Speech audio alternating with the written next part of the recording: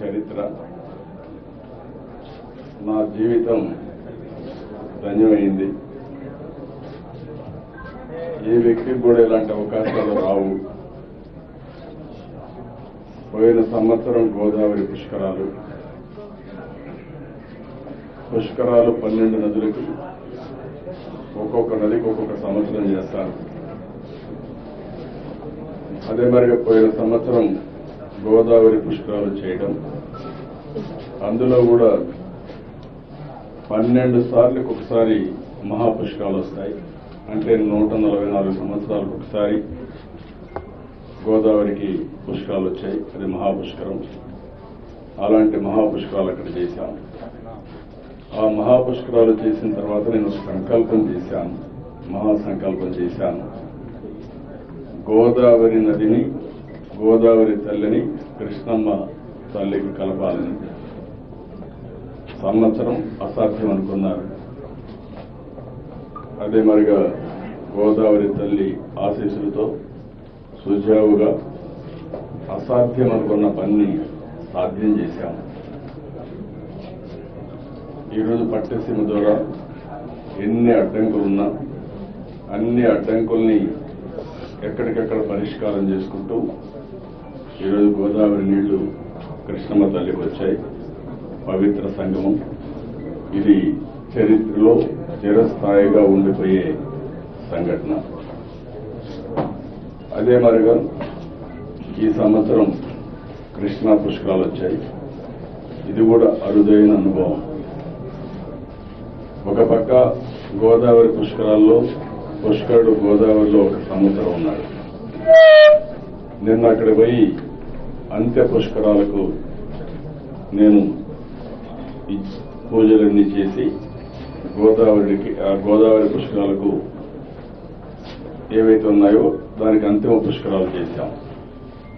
అక్కడి నుంచి మళ్ళీ నేను ఇక్కడ కృష్ణానదికి వచ్చి అదే సమయంలో 9:25 పుష్కరుడిని ఇక్కడ స్వాగతం పలికాం.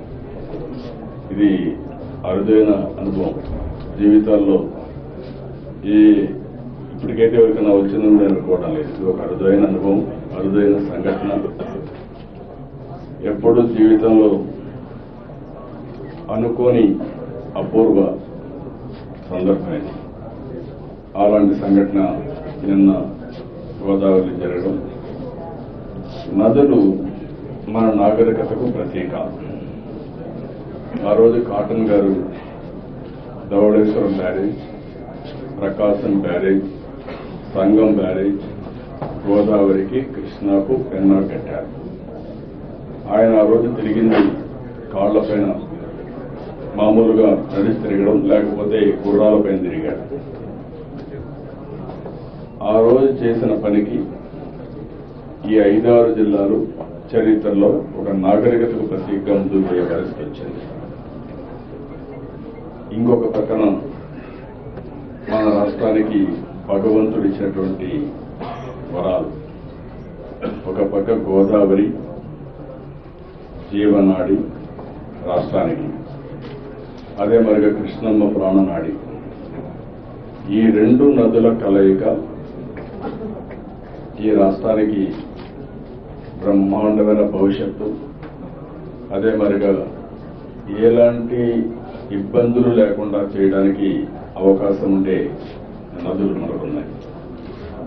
నేను అందుకని నిన్న ఈరోజైతే నా జీవితంలో ఎప్పుడూ ఇంత ఆనందం లేదు, అంత ఆనందం వచ్చింది. ఎందుకంటే మన రాష్ట్రాన్ని అన్ని విధాలా కాపాడుతూ మనకు జీవనోపాధి, మన భవిష్యత్తు, మన నాగరికత, మీరు ఏదన్నా అన్నిటికీ కారణమైన ఈ నదులకి రుణం తెచ్చుకోవాల్సిన అవసరం ఉంది. అందుకే గోదావరి పుష్కరాలు ఘనంగా చేశాం. అక్కడ ఘాట్లు కట్టడమే కాకుండా మొదటిసారి అఖండ హారతి అక్కడ ప్రారంభించాం. మహాపుష్కరాల్లో అఖండ హారతి ప్రారంభించాం. అది అనిత్యం జరుగుతుంది, భవిష్యత్తులో కూడా జరుగుతుంది.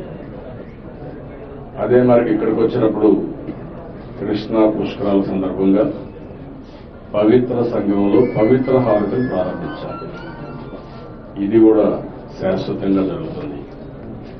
ఈ 2 ఆరతుల ద్వారా రాష్ట్ర ప్రజానీకం అనునిత్యం ఈ 2 పుణ్య నదులకి వాళ్ళ యొక్క కృతజ్ఞతలు తెలియజేయాల్సిన అవసరం ఉంది.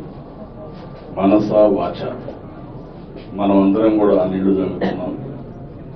మన నాగరికతకు కారణం, మన భవిష్యత్తుకు కారణం.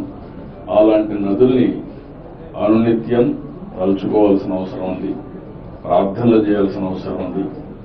ఈరోజు పుష్కరాలు కూడా ఒక సంస్కృతి తీసుకొచ్చారు.